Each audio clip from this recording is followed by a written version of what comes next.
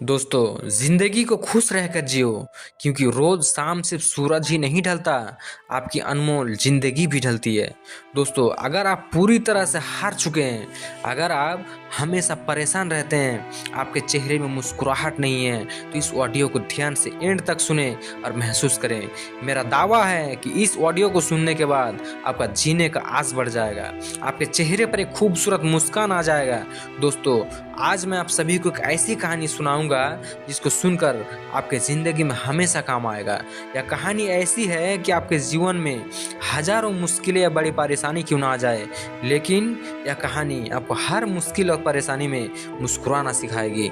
दोस्तों, दुनिया में दो तरह के लोग होते हैं। एक वे जो छोटी सी प्रॉब्लम के आ जाने पर घबरा जाते हैं और दुखी हो जाते हैं। दूसरे वह लोग होते हैं, चाहे कितनी भी बड़ी मुश्किल उनकी ज़िंदगी में आ जाए, लेकिन वो हमेशा खुश रहते हैं, हर प्रॉब्लम में अपने आप को संभाल लेते हैं। एक वे जिनके पास सब कुछ होते हुए भी हमेशा दुखी रहते हैं। दूसरा वो जिनके पास कुछ हो या ना हो, लेकिन वो हमेशा खुश दिखते हुए मिलते हैं, मुस्कुराते हुए मिलते हैं। तो चलिए, मैं आपको इस कहानी से समझाने की प्रयास करता हूँ, लेकिन इत्मीनान से इस ऑडियो को एंड तक सुने। एक फकीर एक देश की यात्रा पर निकला था। जब रास्ते में रात हो गई तो उसने एक व्यक्ति के घर रुक गया। उस व्यक्ति का नाम आनंद था। आनंद ने उस फकीर का खूब सेवा किया और दूसरे दिन फकीर को एक उपहार देकर विदा करता है। और फकीर आनंद की सेवा से बहुत खुश हो गया और दुआएं देने लगा कि हे भगवान, आनंद को हमेशा खुश रखना और वह हमेशा दिन प्रतिदिन आगे बढ़ता ही रहे। इस बात पर आनंद हंसने लगा और कहा कि हे फकीर, अब मेरे पास जो भी है वह भी नहीं रहने वाला है। इस बात पर फकीर हैरान हो जाते हैं और वहाँ से निकल जाते हैं। कुछ साल के बाद फिर से वही फकीर आनंद के घर आता है और देखता है कि सारा धन और सारी संपत्ति सब कुछ चला गया। आनंद एक गांव के बड़े जमींदार के यहाँ नौकरी कर रहा है। वो फकीर आनंद से मिलने के लिए वहाँ चला गया। आनंद ने उस अभाव में ही उस फकीर का स्वागत किया और झोपड़ी में ही फटी चटाई पर ही बैठाया। उसके पास खाने के लिए जो भी रूखी सूखी रोटी थी वह खाने के लिए फकीर को दे दिया। जब फकीर वहां से जाने लगा तो उसके आंखों में आंसू था और फकीर कहने लगा, हे भगवान, तुमने यह क्या किया? तब आनंद फिर से हंसा और कहने लगा, अरे फकीर, तू क्यों दुखी हो रहा है? ईश्वर हमें जिस हाल में भी रखे, हमें हमेशा खुश रहना चाहिए और हमें हमेशा ईश्वर का धन्यवाद करना चाहिए। समय सदा बदलते रहता है और इतना ही नहीं, यह भी नहीं रहने वाला है। ये सब सुनने के बाद और फकीर सोचने लगा, मैं तो केवल वेश से ही फकीर हूँ, लेकिन सच्चा फकीर तो तुम हो आनंद। काश दुनिया में सब कोई तुम्हारे जैसा भगवान का शुक्रगुजार होता, तो दुनिया में कोई आत्महत्या और डिप्रेशन का शिकार ना होता। कुछ साल के बाद फकीर फिर से यात्रा पर निकला और जब आनंद से मिला तो देखता ही रह गया, क्योंकि सब कुछ बदल चुका था। आनंद अब जमींदारों का जमींदार बन चुका था।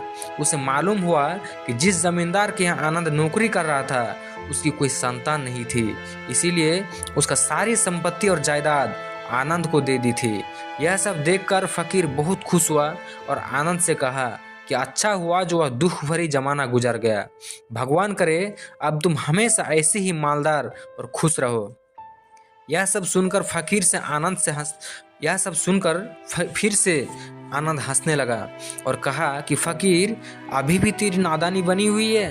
तो फकीर ने आनंद से पूछा, क्या यह भी नहीं रहने वाला है? तो आनंद ने उत्तर दिया। दोस्तों, आनंद की हर एक जवाब पर गौर करिएगा।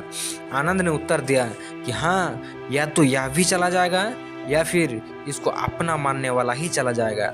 यहाँ पर कुछ भी रहने वाला नहीं है। अगर कोई चीज़ शाश्वत है तो वह है हमारे मन की शांति, वह हमारी आत्मा।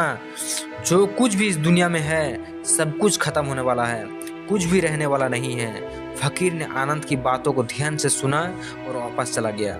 दोस्तों, कुछ सालों के बाद फकीर जब फिर से उस गांव से गुजरा तो पता चला कि आनंद का महल तो है, लेकिन उसमें आनंद ही नहीं है। उसमें कबूतर गुटरगू कर रहे हैं और आनंद अब इस दुनिया में नहीं रहा, उसकी मृत्यु हो चुकी थी।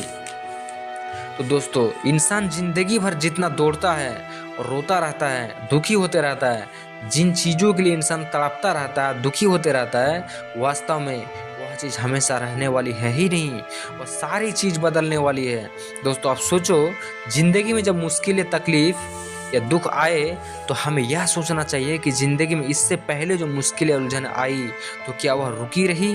जैसे सारी मुश्किलें आकर चली गई, वैसे ही यह भी मुश्किल चली जाएगी, यह भी हमेशा रहने वाली नहीं है। तो दोस्तों अब हमेशा याद रखिए कि ज़िंदगी चाहे कितनी बड़ी मुसीबत आ जाए, कितनी ही दुख आ जाए, वह हमेशा रहने वाली नहीं है। यह मुसीबत, ये परेशानी भी चली जाएगी।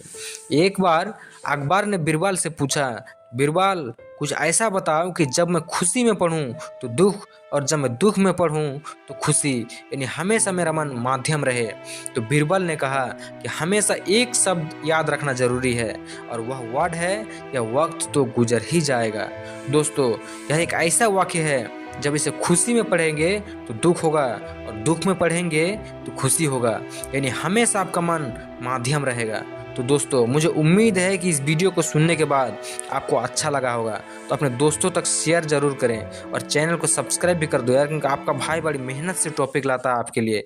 आज के लिए इतना ही, मिलते हैं नेक्स्ट वीडियो में, तब तक के लिए धन्यवाद।